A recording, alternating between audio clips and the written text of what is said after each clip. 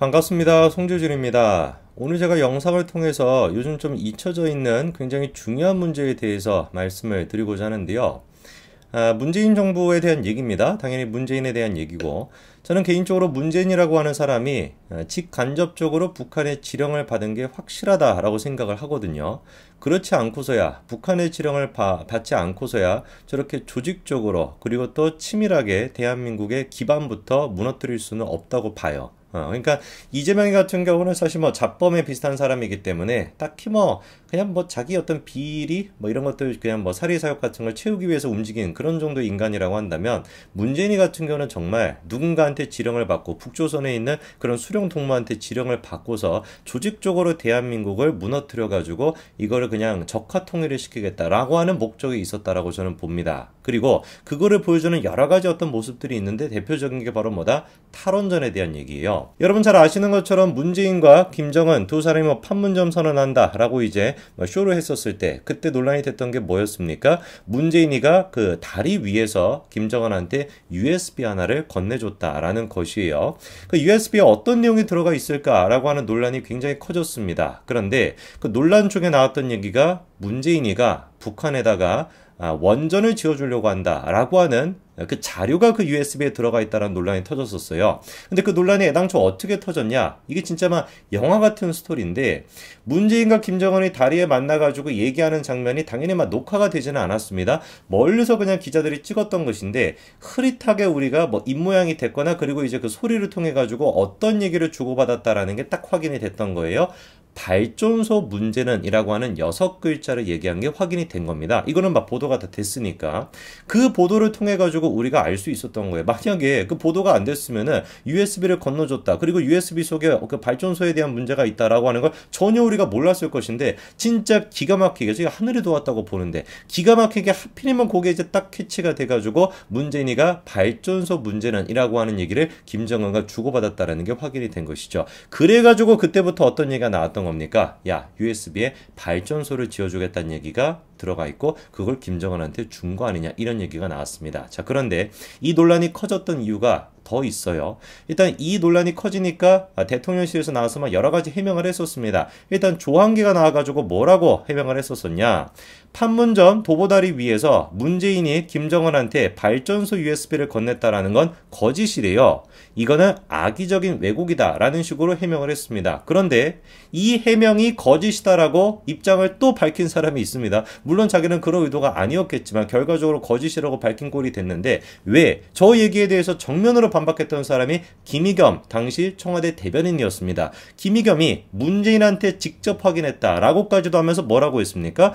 USB 안에 발전소 관련 사안이 담겨 있다. 신경제 구상을 책자랑 PT 영상으로 만들어가지고 직접 김정은한테 줬다라고 분명히 김의겸이가 얘기했고, 저거는 누구한테 확인했다라고 했어요? 문재인한테 확인했다라고 김의겸이 분명히 얘기했거든요. 그러면 이 누가 거짓말을 하는지 밝히는 방법은 간단한 거잖아요. USB 내용 공개하면 되는 거 아니겠습니까? 아니, 다른 것도 아니고 대한민국의 대통령이 김정은한테 USB를 건넸다. 그 안에 무슨 문재인 사진이 들어가 있겠습니까? 김정수 사진이 들어가 있겠습니까? 그거 어디다 써먹으라고? 그렇잖아요.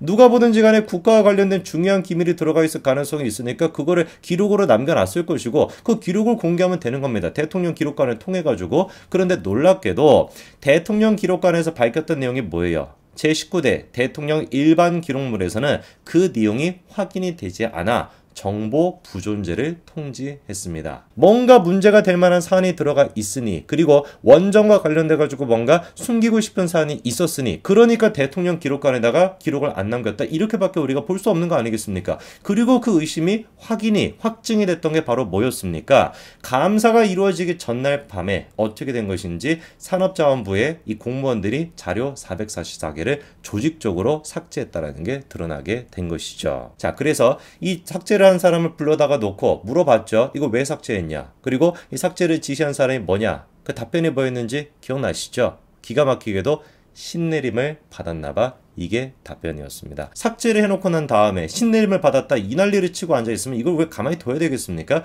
지시를 내린 인간부터 시작해서 싹 다 잡아들여야 되겠죠. 그렇죠? 그리고 이후에 감사원에서 검찰로 넘어가게 되면서 관련된 수사가 이루어지다 보니까 어떤 식의 이제 그 윗선이 있었는지 그 실체가 정확하게 밝혀질 거다라는 예상이 있었죠. 그랬더니만 대번에 누가 또 나섰습니까? 놀랍게도 추미애가 나섰습니다. 영장을 치려고 했던 그날 추미애가 윤석열 당시 검찰총장에 대한 직무정지 결정을 내렸었죠. 그 일지를 보시면 기가 막힙니다. 23일이었습니다. 대전지검에서 보감하고 난 뒤에 대검에다가 내일 영장 보고서를 보내겠다라고 밝혔습니다. 그리고 바로 다음날 24일이 되니까 추미애가 어떻게 했습니까? 윤석열 검찰총장에 대한 직무정지 결정을 내렸죠. 대통령 기록관에다가 정보까지 기록을 안 해놓고 그리고 남아있었던 자료는 감사가 이루어지기 직전에 삭제를 하고 검찰 수사가 이루어지려고 하니까 추미애가 직무정지를 했다라고 밖에 볼 수가 없는 거 아니겠습니까? 그런데 이후에 직무정지가 풀렸죠. 그렇죠? 그리고 검찰 수사가 진행이 됐습니다. 그래서 이 산업통상자원부 직원들이 어떤 자료를 삭제했는지까지도 공개가 됐는데 그게 또 기가 막힌 내용이었죠. 자, 다음과 같은 폴더가 공개가 됐는데 저 폴더가 핀란드어로 뽀요이스라고 합니다. 근데 그거를 우리말로 하면은 북쪽에라는 뜻이에요. 생각해 보십시오. 공무원들이 폴더를 만들고 북한과 관련된 무슨 성남시와 관련된 그런 폴더를 만드는데 그거를 성남시라고 적어놓고 북한이라고 적지 않고 핀란드어로 뽀요이스라고 적을 이유가 뭐가 있겠습니까? 아무것도 없잖아요. 누가 보든지 간에 북한과 관련된 이 폴더가 드러나서는 안 된다라고 하는 숨기겠다는 의도가 있었으니까 핀란드어까지 동원해가지고 뽀요이스 무슨 이웃집 뽀로로도 아니고 이웃집 뽀로로가 아니지 이웃집 있잖아요. 그쵸? 뽀로로는 뭐예요? 그거 펭귄인가? 어쨌거나.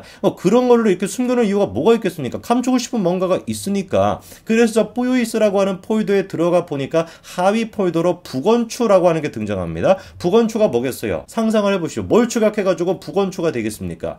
북한 원전 추진. 이걸 추격해서 북원추가 되겠죠. 그렇지 않습니까? 실제로 그래서 들어가 있던 파일이 뭐였어요? 북한 지역 원전 건설 추진 방안 버전 1, 2가 들어가 있었던 겁니다. 이거는 100%인 거겠지. 그리고 거기다가 참고 자료까지 해가지고 수십 개의 자료들이 삭제가 됐는데 그런 식으로 직원들이 삭제했던 파일들 수백 개 가운데 북한과 관련된 것만 하더라도 이름이 같은 걸 제외하면 총 몇 개였다라는 거예요? 13개였다라는 겁니다. 자, 그리고 이런 식으로 삭제가 됐지만 이 문서가 작성된 시점을 봤었을 때도 누가 보든지 간에 이거는 북한에 넘겨주기 위한 목적이었다라고 볼 수밖에 없어요. 1차 정상회담이 이루어지고 2차 정상회담이 이루어지기 그 사이에 문서가 작성이 됐다라는 것까지도 싹 다 확인이 됐죠. 자, 그리고 여기서 우리가 놀랄 일이 더 남아 있습니다. 삭제된 파일을 보니까 어떤 게 지금 들어가 있어요? 탈원전에 반대했던 시민단체들의 시위나 이런 것들을 동향을 파악하는 보고서도 만들어졌다라는 것을 우리가 확인할 수가 있고요. 파일명을 보니까 어떤 게 들어가 있습니까? 광화문 행사 신청서라고 하는 게 들어가 있는데 저 행사 신청서라고 하는 게 다른 게 아니라 우리가 집회를 하겠다라고 하는 집회 신청서입니다. 생각해 보십시오. 집회 신청서를 산업통상자원부가 가지고 있을 이유가 뭐가 있겠습니까? 아무것도 없습니다. 집회 신청서는 누구한테 되는 거예요? 서울시나 경찰에 되는 것이지 산업통상부에 내는 게 아니거든요. 그러다 보니까 경찰 쪽에서 혹시 산업통상자원부로 흘려준 거 아니냐라고 하는 의심이 들 수밖에 없는데 이상하게 또 경찰은 뭐라고 하는 거예요? 그냥 모르겠다. 왜 도대체 자기들이 갖고 있는 그 자료가 산업부에 갔는지 모르겠다. 이런 반응밖에 보이고 있지 않습니다. 사실상 그러니까 문재인 정부 당시에 경찰과 서울시와 산업부가 한 세트로 움직인 거 아니냐라는 의심이 커질 수밖에 없는 것이죠. 대한민국의 탈원전을 했던 거는 그것 자체만으로도 역적인 겁니다. 그런데 그것뿐만 아니라 대한민국에서는 탈원전을 하면서 북한에다가 원전을 지어주겠다라고 한다면 이거는 뭐라고 봐야 되는 거예요? 간첩이라고 밖에 볼 수가 없는 것이죠.